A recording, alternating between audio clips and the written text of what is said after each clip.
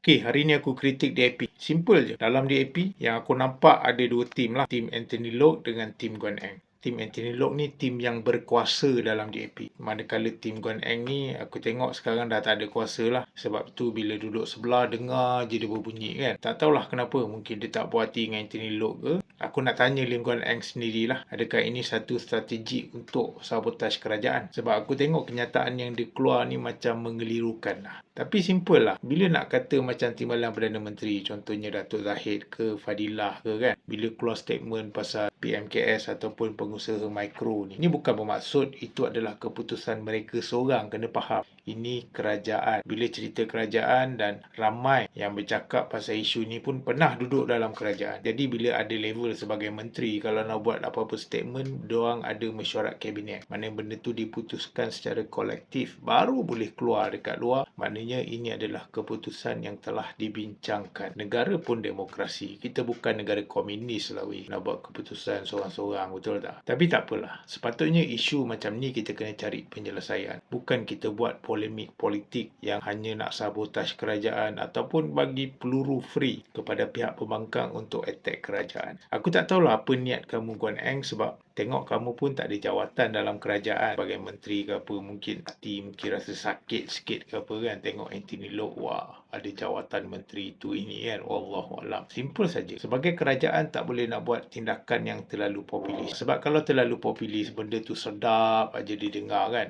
Takut kadang-kadang benda tu ganggu polisi kepada pelabur. Contohlah antara benda yang terlalu populis. Buat KWSP, contoh boleh keluar unlimited. Betul. Bila negara kita dalam keadaan darurat, benda tu sesuai untuk dilakukan. Tapi bila negara kita boleh bekerja apa semua, kalau buat KWSP tu boleh keluar, kau rasa berapa ramai yang akan berhenti kerja? So benda tu akan mencacatkan ekonomi negara lah. Yelah, bila ramai berhenti kerja, banyak sektor yang akan ditutup sebab tak ada bekerja. Semua dapat KWSP banyak-banyak kan. Sebab tu kena tengok balik. Jangan terlalu populis apa tindakan yang kerajaan buat. Ini bermaksud apa yang kerajaan buat semua telah dibincangkan dalam mesyuarat kabinet. Bukan keputusan seorang. Aku ulang ini bukan negara komunis. Ini bukan negara bapa kita. Ini negara kita semua. So balik kepada isu lah, orang kata pasal isu peniaga, mikro apa semua, ataupun dalam ringkasan PMKS lah. Dia kata kerajaan U-turn apa semua kan. Sebenarnya bukan U-turn. Sebab benda yang kerajaan buat adalah satu benda yang baru. Contoh macam e-invoice. Tak pernah pun buat sebelum ni. Bila benda itu baru dilakukan, dah confirm akan ada kelompongan. Mungkin ada cacat cela ke mana-mana. That's why kerajaan cuba tampung balik. Maknanya tengok mana benda tu terlalu membebankan untuk peniaga-peniaga baru,